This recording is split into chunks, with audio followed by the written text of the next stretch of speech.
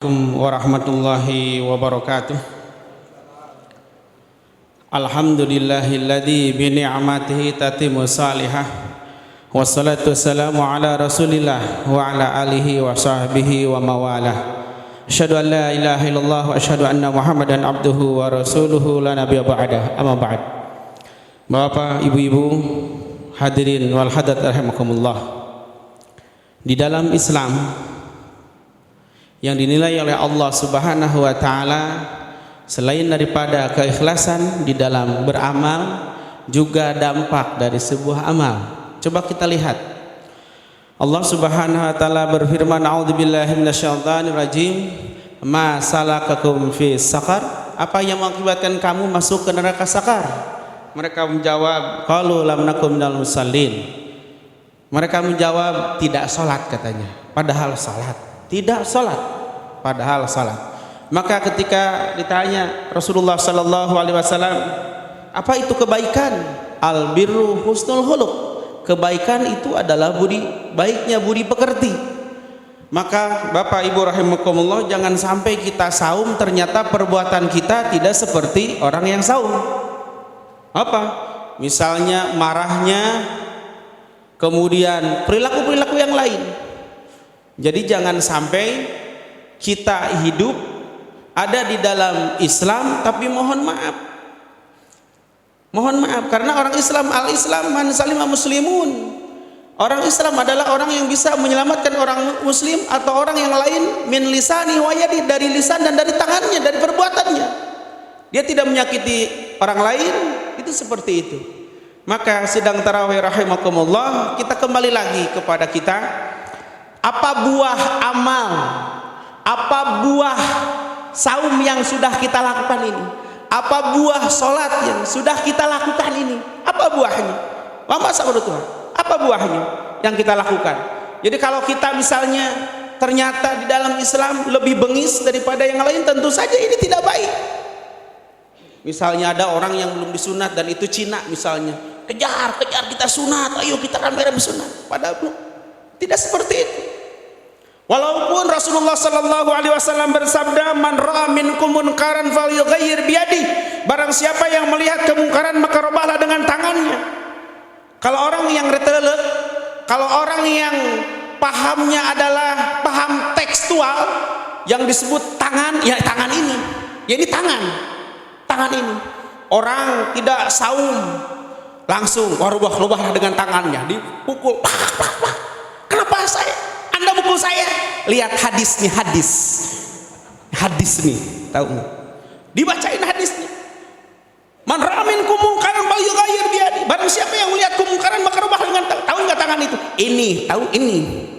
Tentu saja ini tidak baik. Lihat Nabi Musa alaihissalam ketika berdakwah kepada Fir'aun, idhaba ila fir'auna innahu tagha faqula lahu qawlan layyinan. Berangkatlah anda berdua Musa dengan Harun ke Fir'aun, tuh rubah Fir'aun.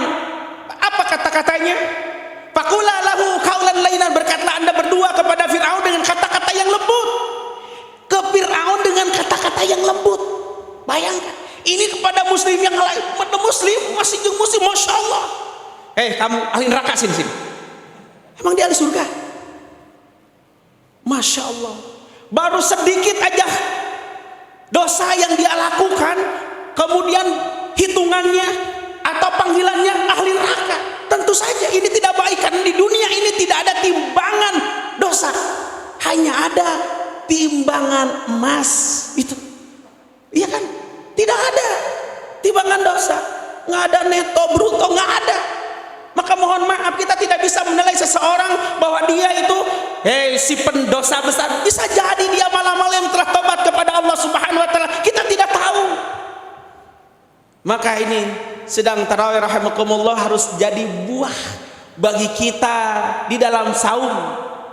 Jangan sampai saum kita ternyata dinilai tidak saum. Bacaan kita baca Quran dinilai tidak baca Quran. Bukankah Rasulullah sallallahu alaihi wasallam bersabda, rubba qari'in wal Qur'anu yal'anu.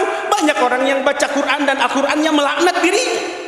Maka sidang tarawih rahimakumullah, kembali lagi buahnya Apa buahnya?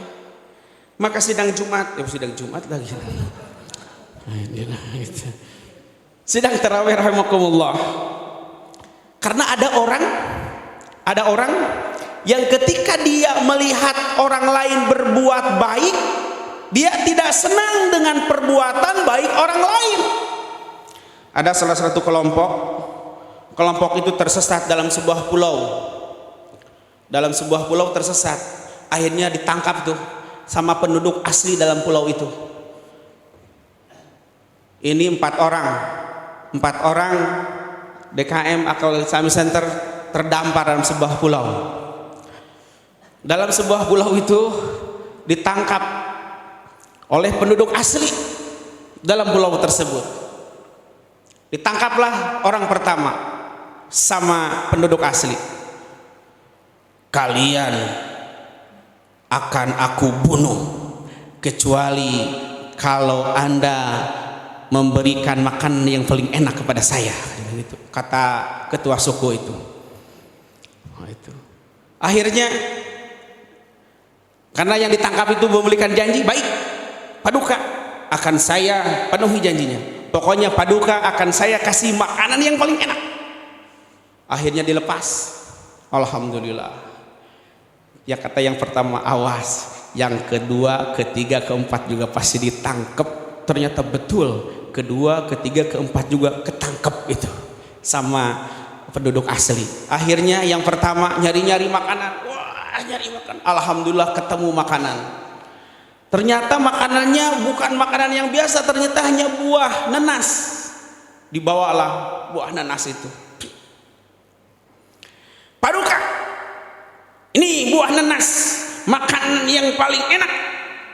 Kata si penduduk asli, ini mah makan tiap hari. Akhirnya disuruh buka baju, Pak. Dirobek bajunya, kemudian itu nanas digosok ke badannya, digosok lagi, kemudian ketiga kali dia tertawa, nggak tapi tertawa dia yang ketiga kalinya. Apa sebabnya? Sebab dia lihat temannya bawa duren, dia nggak kebayang kalau digosok dengan duren begitu. Artinya ada orang yang ketika dia mendapatkan penderitaan, tapi dengan penderitaan itu dia tertawa. Kenapa? Karena melihat temannya menderita lebih daripada dirinya. Harusnya ketika kita melihat penderitaan orang lain, harusnya kembali kepada kita. Ya Allah, saya kalau mendapatkan penderitaan seperti itu, saya tidak akan kuat. Tapi kalau orang yang sombong, kalau orang yang ria, kalau orang yang hasud, memang begitu sifatnya. Dia al-wuqufi utari syaitan, dia jatuh kepada lingkaran setan. Itu begitu. Walaupun dia menderita, tapi dia tidak rasakan penderitaan itu. Karena apa? Karena lihat temannya lebih menderita begitu. Jadi akhirnya masuk ke lingkaran setan, sama-sama menderita kan begitu. Maka sidang tarawih rahimakumullah, kembali lagi kepada kita. Apa buahnya saum? Yang pertama harus buah saum itu kita kathirul haya, lebih banyak malu. Malu kita selama ini lebih banyak kenyang daripada laparnya. Malu kita kepada orang-orang yang hari ini tidak mendapatkan makanan, sementara kita hanya memindahkan jadwal makan. Malu.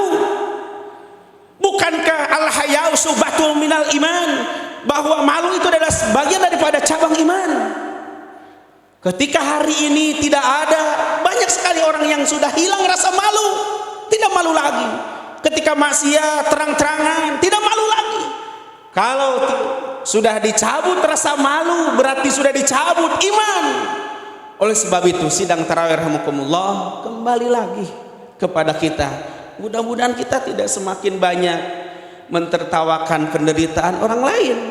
Sebaliknya kita kembali kepada diri kita, bahwa kita pun kalau menderita seperti itu akan lebih bersedih.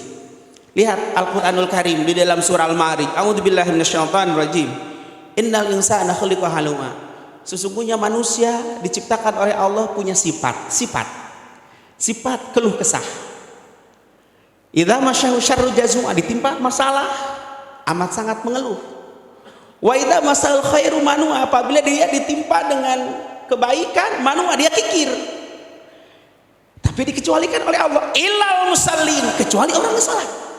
Lihat, manusia diciptakan oleh Allah punya sifat-sifat. Mohon maaf, sifat dari ini apa Pak? Sifatnya apa ini Pak? Warna apa ini? Warna hijau. Kalau saya cat ini, oh biru. Oh alhamdulillah, berarti sepakat ya. Oh berarti ini biru. Warna biru ini saya cat dengan merah, berarti ini jadi warna hijau lagi kan begitu. Warna merah atau hitam misalnya, ini saya cat dengan hitam, oh jadi nempel hitam, berarti yang asli tadi sudah hilang. Sifat itu bisa hilang. Ternyata Allah Subhanahu wa taala memberikan sebuah resep kepada kita. Kalau kita tidak ingin banyak mengeluh, illal musallin, kecuali orang yang sholat. Kecuali orang-orang yang sholat. Coba lihat, kan kita sedikit-sedikit mengeluh. Macet misalnya, kita keluar dari sini udah macet, mengeluh dongkol, kemana sih ini orang tuh pada mau kemana? Kalau saya udah jelas mau ke kantor, tahu ini gitu. Ini dia udah marah-marah pada orang lain, padahal sudah jelas macet kan begitu. Coba kita bawa mobil, ternyata walaupun mobilnya termahal, tapi ternyata dirinya terendah. Setiap orang dia butuh. Ini Honda di depan lagi. Ini mau kemana nih? Masih mending ini Harley ini Honda ini 70 ini mau kemana ini? Coba. Padahal dia itu tidak ngeridit kan itu. Dia pakai mobil yang mahal tapi kredit, mending Honda 70. Cash. Coba. Allahu Akbar. Nggak usah gitu mencela, nggak usah. Bukankah Rasulullah Shallallahu Alaihi Wasallam melarang kita untuk mencela makanan pun jangan mencela, apalagi kepada orang lain. Ini kembali lagi ternyata perbuatan. Oleh sebab itu, ketika Rasulullah Shallallahu Alaihi Wasallam ketika ditanya oleh seseorang bertanya kepada Rasulullah Sallallahu Alaihi Wasallam, anna rajulan qala ya Rasulullah duluni ala amalin idza amiltu dakhalal jannah. Ada seorang laki-laki yang bertanya kepada Rasulullah Sallallahu Alaihi Wasallam, wahai Rasulullah, tunjukkan kepada saya amal, apabila aku beramal dengan amal itu maka aku masuk surga. Bagaimana kata Rasulullah Sallallahu Alaihi Wasallam? Faqala kun muhsina, jadilah orang baik. Orang tersebut bertanya lagi, ya Rasulullah, bagaimana aku disebut orang baik? Kata Rasulullah Sallallahu Alaihi Wasallam, tanya ke tetanggamu. Tanya ke tetangga. Terus gimana? Tanya ke tetanggamu. Bagaimana saya? Karena mohon maaf, tidak sedikit orang yang ingin mencapai, yuk kita persatukan umat Islam, tapi dengan adik ngakur. Ya kan nggak mungkin. Dengan adik ngakur, dia ingin mempersatukan umat Islam dengan adiknya akur. Mari kita hidup dalam jihad di jalan Allah Subhanahu Wa Taala. Tapi dengan ustaz saling mengutuk. Tahu, jangan terawih ke sana, tidak sah dong. Kenapa tidak sah? Coba lihat tuh. Lihat. Dia berjenggot aja tapi nggak ada ilmunya, tahu nggak? Berjenggot aja, nggak ada ilmunya. Sudah jangan taraweh, di sini taraweh. Di sini betul. Hebat. Tuh, udah mulai. Dia mencela. Padahal kalau kita umat Rasulullah Sallallahu Alaihi Wasallam rubah, tanya, maka harus dengan ilmu. Ada seorang santri. Ini santri ini karena memegang prinsip gurunya, kata gurunya, rubahlah, katakan kebenaran itu walaupun pahit dimanapun. Datang ke rumahnya Pak, ke kampungnya. Apa yang terjadi? Ternyata khotibnya itu berbicara hadis-hadis palsu, bid'ah semua.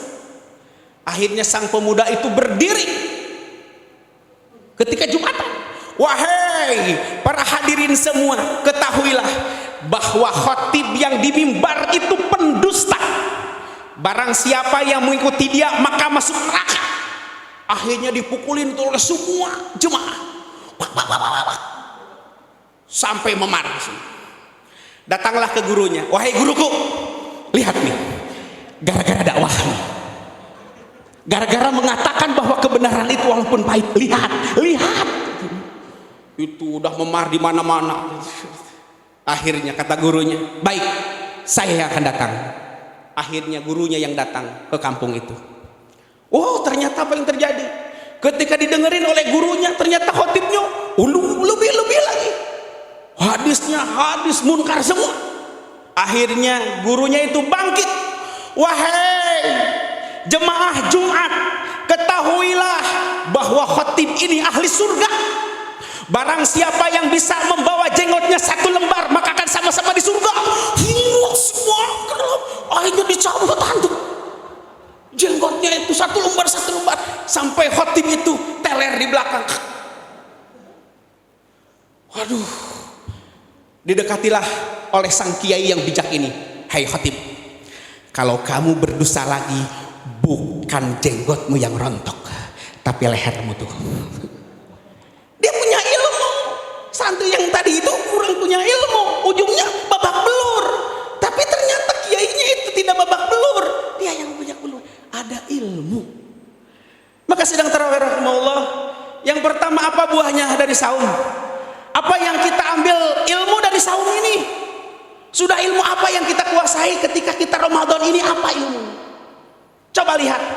Harusnya dengan Ramadan ini kita semakin yakin dengan Allah Subhanahu wa taala. Bapak pernah nanam kurma? Belum pernah nanam kurma. Pohonnya juga belum lihat. Tapi ternyata kita bisa makan tuh buah kurma. Didekatkan oleh Allah Subhanahu wa taala, harusnya semakin yakin dengan Allah Subhanahu wa taala. Kita tidak nanam aja sudah makan kurma tuh. Harusnya yakin dengan Allah Subhanahu wa taala. Setiap apapun yang ada di dalam kita harusnya semakin yakin dengan Allah Subhanahu wa taala. Apapun kalau Allah ingin berikan, walaupun jauh, walaupun tidak terbayang, Allah dekatkan itu. Harusnya semakin yakin. Maka apa yang sudah kita raih? Ilmu apa dengan Ramadan ini? Jangan sampai Ramadan lewat tidak ada ilmu yang kita raih. Coba lihat, Allahu Akbar, lihat. Ketika buka, Masya Allah, padahal itu buka dengan es kelapa. Padahal di Jakarta ini, di sini, sebelah sana tidak ada pohon kelapa. Didekatkan oleh Allah. Dari mana? Dari Lampung atau dari mana? Datang ke Jakarta. Kurang apa sih kita? Tahu nggak kurang kita? Tahu kurangan kita?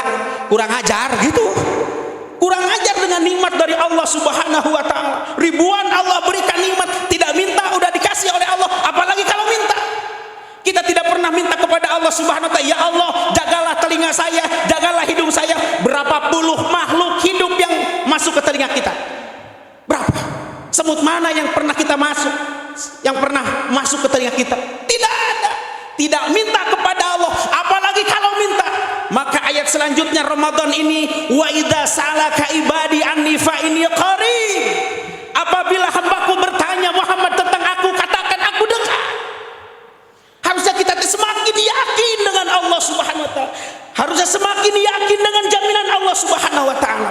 Kita tidak nanam kelapa, Allah dekatkan ketika kita mau makan kelapa. Subhanallah. Maka sidang terakhirmakumullah, mudah-mudahan dengan Ramadan ini kita semakin malu dengan Allah Subhanahu wa taala. Semakin kita dekat dengan Allah Subhanahu wa taala. Tanpa kita minta, Allah beri, apalagi kalau minta. Maka Rasulullah sallallahu alaihi wasallam bersabda, "Man lam yas'alillah yaghdab alaih." Barang siapa yang tidak pernah minta kepada Allah, Allah benci kepada orang yang tidak minta itu. Oleh sebab itu harusnya semakin hari semakin banyak meminta kepada Allah Subhanahu wa taala, karena Allah tidak pernah bosan dengan permintaan seorang hamba. Sebaliknya, orang yang tidak pernah minta kepada Allah adalah orang yang sombong. Terima kasih, mudah-mudahan guruku Bapak Ustadz Umar Maka, terima kasih Bapak Ustadz Hendra, terima kasih, dan ustadz-ustadz yang lain.